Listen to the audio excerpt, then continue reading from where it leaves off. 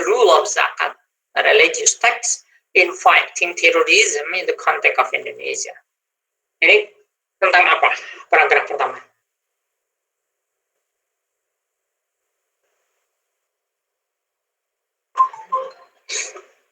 Halo, teman-teman dengar saya? So the first paragraph is talking about what?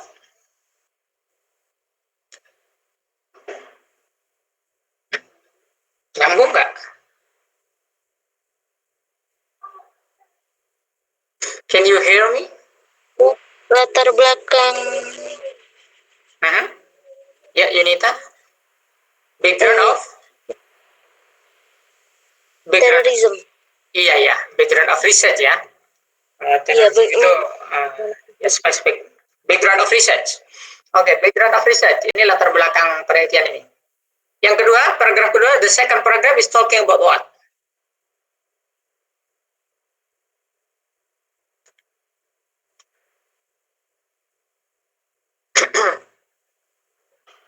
The second paragraph is talking about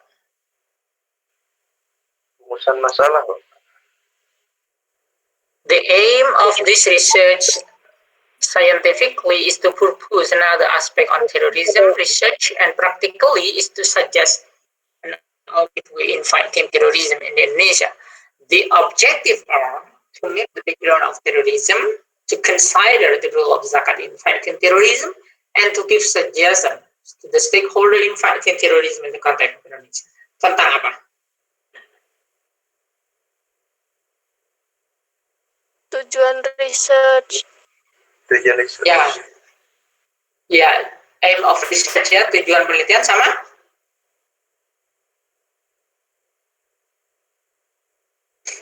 To give suggestion. Oh, bukan. Itu tentang tujuan dan kegunaan. Ya. The objective or the aim and the significance of the research. Gitu ya, paragraf kedua itu. Jadi Anda mau neliti ini sebetulnya apa sih gunanya, tujuannya apa? Itu kan kita harus menjelaskan ke orang itu. Lalu paragraf ketiga tentang apa? This is a liberal research. It will be prospective and critical explorative research. The data can be got from literature which are related to the topic. To analyze the role of zakat in fighting terrorism, I use Maqasid al-Sharia, the ultimate goal of God, as the basic theory. I also consider to use hermeneutic theory to find the context in interpreting the rule of zakat. So the sub-paragraph is talking about what? Metodologi, Pak. Good. Of research. Okay, good. Very good. Okay, I want to ask you, do you understand about the difference between method and methodology?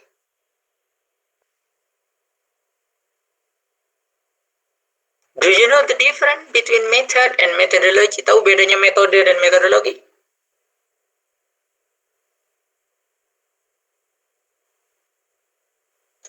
Do you know?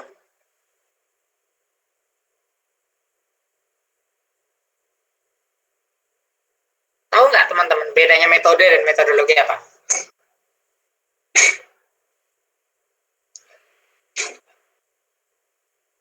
Siapa yang mau jawab? Anin, what about you, Anin?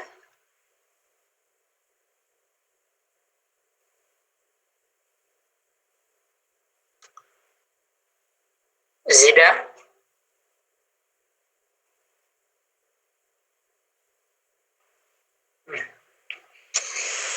Oke.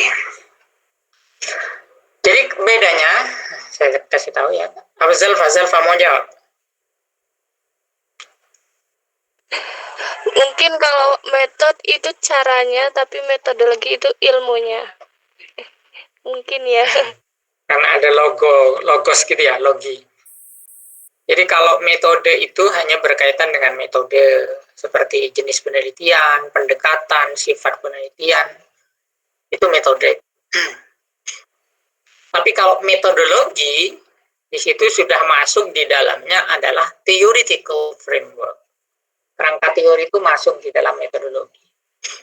Jadi kalau hanya menyebut metode, theoretical framework nggak masuk, tapi kalau menyebut metodologi itu masuk theoretical framework.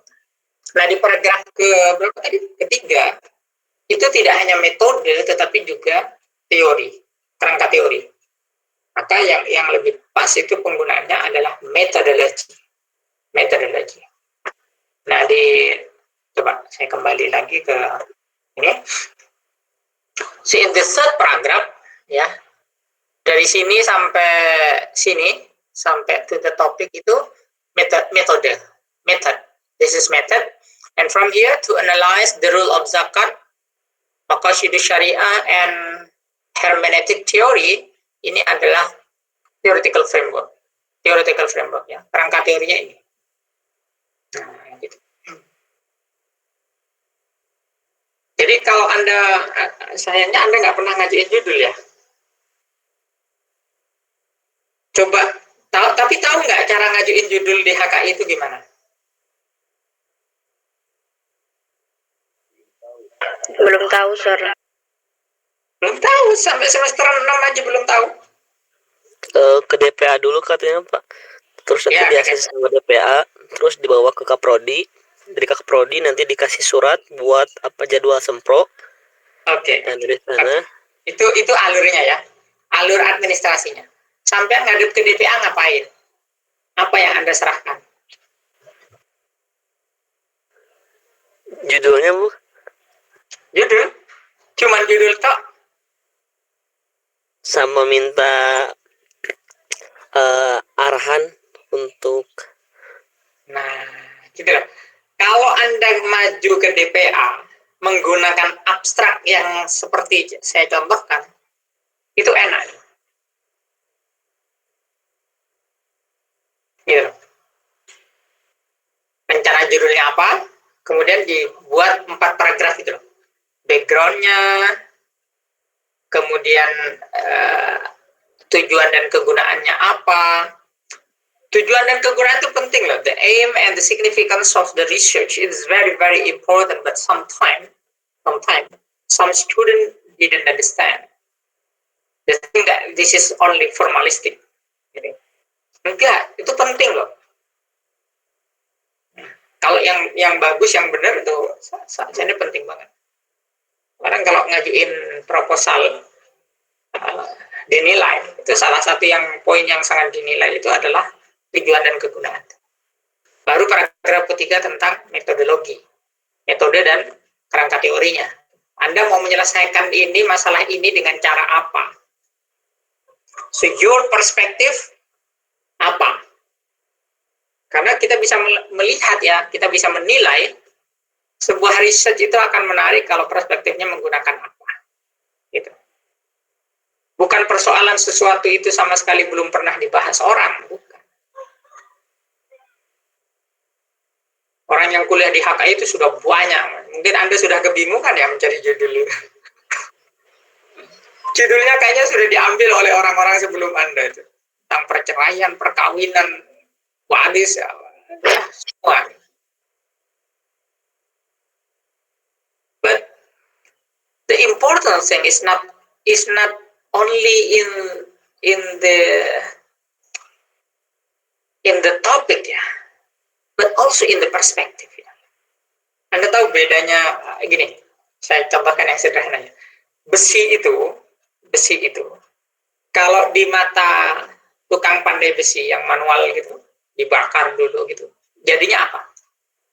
Paling jadinya celurit gitu ya, jadinya linggis. It's very, very simple, sangat sederhana. Tapi besi yang sama di tangan mesin yang canggih, besi yang sama gitu, mungkin bisa jadi apa gitu, sepeda motor gitu kan, celurit dengan, padahal bahannya sama. Kenapa berbeda hasilnya? Kenapa hasilnya berbeda? Because the perspective different. Kacamata yang digunakan tadi, yang manual itu, yang dibakar itu begitu, sementara yang mesin itu berbeda. Sama, Anda mau meneliti tentang apa gitu. Tadi saya contohkan marital rape ya, perkosaan. Kalau marital rape itu temanya memang unik, menarik, dan saya kira belum terlalu banyak gitu. Tapi misalnya yang umum aja, yang umum tentang apa tuh? Wali perempuan, ibu menjadi wali. Dulu teman saya Wardah Nuroniyah itu adiknya mantan dekan Pak Agus Najib dulu neliti tentang wali perempuan. Apakah ibu itu boleh menjadi wali? Ketika bapaknya meninggal gitu, apakah ibu tidak boleh menjadi wali? Selama ini kan jatuhnya ke saudaranya, termasuk kalaupun dia tidak punya kakak, punyanya adik-adiknya masih kecil banget gitu, itu jadi wali. Sementara ada ibunya lulusan pesantren, ahli ibadah, nggak boleh jadi hakim kan, nggak boleh jadi wali, karena syarat wali harus laki-laki. Nah, oleh teman saya dengan menggunakan madhab yang berbeda, madhab Maliki atau Hambali itu, ternyata boleh wali ibu itu menjadi wali gitu, menikahkan anak gadisnya gitu. Jadi kalau pengen lebih gampang, cari topik yang memang unik. Kalau topiknya tidak unik, ya, so you have to use unique perspective. Nah, Anda harus menggunakan perspektifnya, kerangka teori yang unik, gitu. Sehingga hasilnya nanti berbeda. The result of your research are different with the others. You have give the contribution of knowledge. Itu yang penting, contribution of knowledge. Jadi ada kontribusi ilmiah dari hasil penelitian yang Anda ungkapkan. Maka di paragraf 4 ini kan, paragraf 4 ini tentang apa? Paragraf 4 ini tentang hipotesa dan kira-kira tentang contribution of knowledge.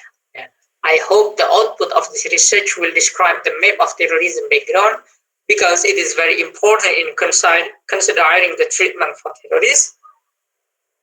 Besides, it will contribute to provide an alternative way in fighting terrorism in Indonesia. Jadi ada hipotesanya. Jadi kalau ditanya oleh DPA-nya, kira-kira kalau Anda neliti tentang itu, hasilnya gimana? Itu Anda sudah ada bayangan, namanya hipotesa. Nah, hipotesa itu belum terbukti, baru dibuktikan setelah Anda turun lapangan, kan gitu. Yang kedua, contribution of knowledge. Kira-kira kalau Anda neliti ini, manfaatnya apa nanti misalnya? Bisa memberikan kontribusi apa terhadap keilmuan maupun kepada masyarakat ataupun kepada pemerintah misalnya. Itu. Kalau Anda neliti tentang marital rape, so what is your contribution to the law of marriage number 1 19 berapa itu? 74 ya, 1974 ya, undang-undang perkawinan itu. Apa kontribusinya? Oh, untuk ini CLD, counter legal drafting. Nah, misalnya begitu kan. Nah ini, jadi kalau Anda mau maju ke DPA, bisa nggak bikin abstrak semacam ini, abstrak proposal. Kalau saya jadi DPA-nya itu enak, sudah ada begininya ini, oh iya, jelas. Tinggal nanti diskusi lebih lanjut, dipertanyakan lebih dalam ketika Anda menyuguhkan teori ini, dosennya bisa memberikan gambaran. Oh, kalau teori itu kayaknya kurang cocok. Nanti lebih cocok pakai teori. Nggak apa-apa. Tapi dari Anda itu sudah ada gitu. Jangan hanya judul Anda nggak tahu, Anda sendiri bingung. Nanti akan saya analisis pakai apa, itu nggak tahu. Hasilnya kira-kira apa nanti juga nggak tahu. Itu harus sudah di planning ya, di plan. Nah, yang apa namanya ini? Ini abstrak ya, kalau personal statement tadi sudah ini abstrak. Beda dengan abstrak penelitian, hasil penelitian atau abstrak yang sudah jadi skripsi gitu. Maka yang keempat itu biasanya the result of your research. Hasil penelitiannya apa disebutkan? Berdasarkan penjelasan panjang lebar di bab-bab sebelumnya, maka jadi bab 4 biasanya begitu kan?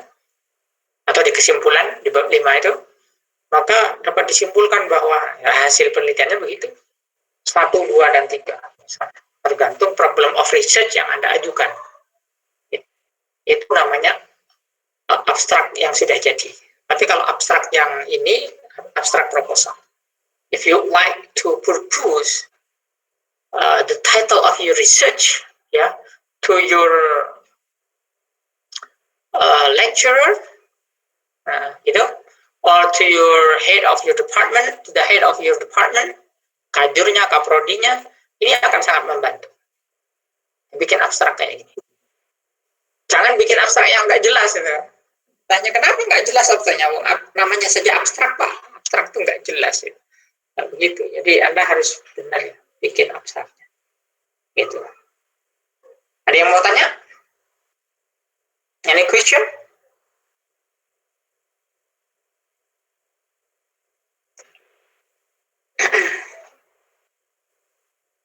Ini baru abstrak, belum bagaimana bikin proposal ya. Ya kapan-kapan kalau ada waktu. Nanti saya kasih contoh. Saya kirim file ya di grup WA nanti, termasuk yang proposal itu gimana. Jadi biar teman-teman, siapa tahu ada yang mau nulis pakai bahasa Inggris.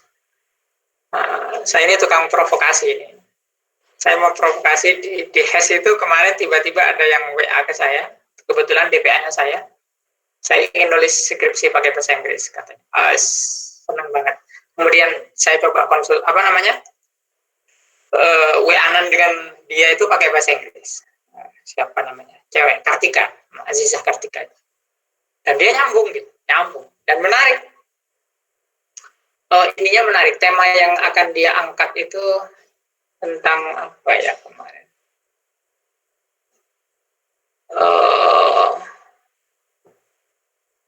Perlindungan copyright ya, copyright itu di e-library, e-library, apa istilahnya ya? Infringement. Dia meneliti tentang infringement. Siapa tahu anak HKI ini udah semester 6 mau meneliti tentang sesuatu yang menarik, bahasanya pakai bahasa Inggris. Nah, itu kan keren nanti. Ada yang mau bertanya? Cukup? Nggak ada? Nanti saya kirim filenya ya. Alright.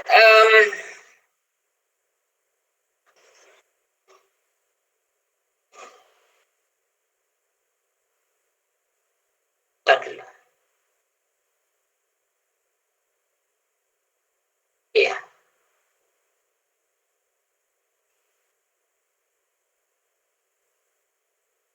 Atau saya minta waktu.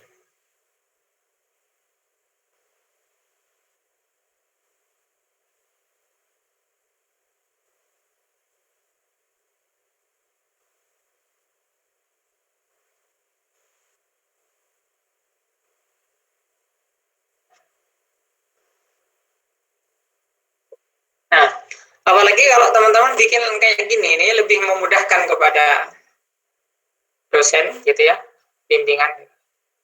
Nah, ini misalnya tentang penelitian tentang ini ya, shifting the paradigm.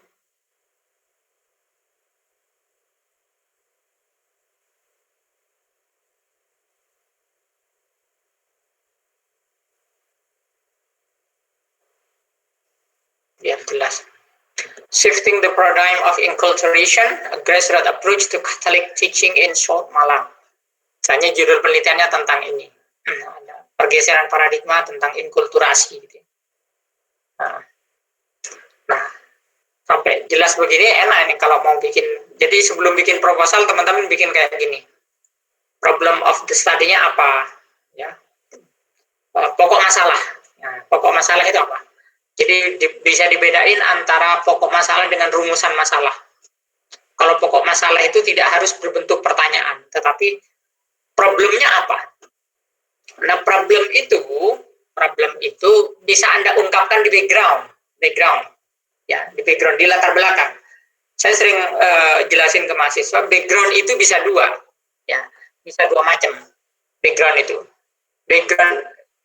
can be started from your academic crisis, bisa berasal dari kegelisahan akademik Anda. Kegelisahan akademik Anda itu lahir karena misalnya Anda melihat ini apa ya? Ada perbedaan. Ini different between theory and practice. Teori yang begini kok prakteknya begini. Atau the sand in the solen, what it should be and what it is. Apa yang seharusnya dan apa yang senyatanya itu berbeda. Gitu. Anda bisa meneliti ini. Atau yang kedua, you can start from prior research. Bisa Anda mulai dari prior research ya, dari penelitian orang-orang sebelum Anda itu. Kemudian Anda mengatakan bahwa orang-orang sebelum kita itu belum pernah ada yang meneliti tentang ini. Orang mau meneliti itu kan sebetulnya dia harus menemukan, you have to find out the gap. The gap yang harus Anda temukan itu ada gapnya dulu. Gap itu apa? Gap itu something like small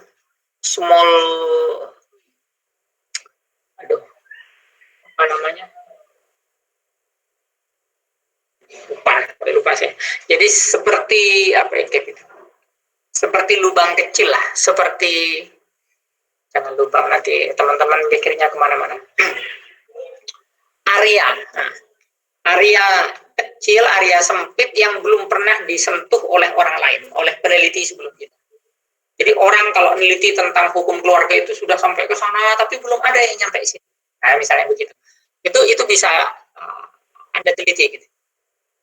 Jadi background itu bisa berasal dari dua itu, Anda bisa milih. Nah, baru nanti dirumuskan. Kalau sudah ketemu problem of study-nya itu dirumuskan dalam bentuk pertanyaan. Pertanyaan penelitian, question of research itu minimal how. Minimal how, ya. Kalau bisa sampai why. Kalau bisa, jangan pertanyaan penelitian itu adalah what. Nggak boleh what itu. Apakah ini, apakah ini, apakah ya, nggak boleh. Pertanyaan apakah itu jawabannya iya atau tidak, boleh atau tidak, nggak boleh kayak gitu. Pertanyaannya harus how itu minimal deskriptif. Tapi kalau why, mengapa, itu sudah lebih tinggi. Tesis S2 sama disertasi itu harus minimal why. Nah, selanjutnya objective of the study ya, tujuan dari penelitian itu apa? Itu dijelasin, penting gitu. Penting gitu ya. Aim of the study juga penting. Nah, baru metodologi. Metodologi kerangka teorinya tadi disebutin di sini etnografi method, kualitatif data dan sebagainya. Nah, ini metodenya. Kemudian ini mana tadi? Nah, ini kerangka teorinya ini. Hasilnya nanti apa? Bisa membuat model grassroots enculturation. Bisa melahirkan teori baru tentang grassroots enculturation. Nah, ini kan luar biasa. Contribution of need-nya jelas gitu ya, jelas gitu. Sayangnya di UIN itu, di Fakultas Syariah, orang bikin proposal itu ya langsung jadi berbentuk kalimat-kalimat paragraf begitu, dan banyak yang nggak paham sebetulnya isinya. Nah, dosennya juga tidak mau baca sebelum seminar. Jadi kalau ada yang ngajuin, langsung dosennya bilang, ketemu di seminar langsung ya, revisinya setelah seminar, itu juga repot juga. Serba pragmatis sekarang. Serba pragmatis, dosennya nggak mau terlalu repot gitu, ketemu di situ. Mahasiswanya pragmatis, dosennya pragmatis, ketemu sama-sama pragmatis, hasilnya ya seperti itu. Itu ya teman-teman, cukup ya, udah lewat 1 jam. File nanti saya kirim, tolong presensi nanti direkam, dikirim Japri ke saya. Thank you so much. Because the time is up, so we should end this program by reading Alhamdulillah together. Alhamdulillahirabbil alamin. And I say wassalamualaikum warahmatullahi wabarakatuh. See you next time. Waalaikumsalam warahmatullahi wabarakatuh. Alhamdulillah. Thank you, sir. Sir. Welcome.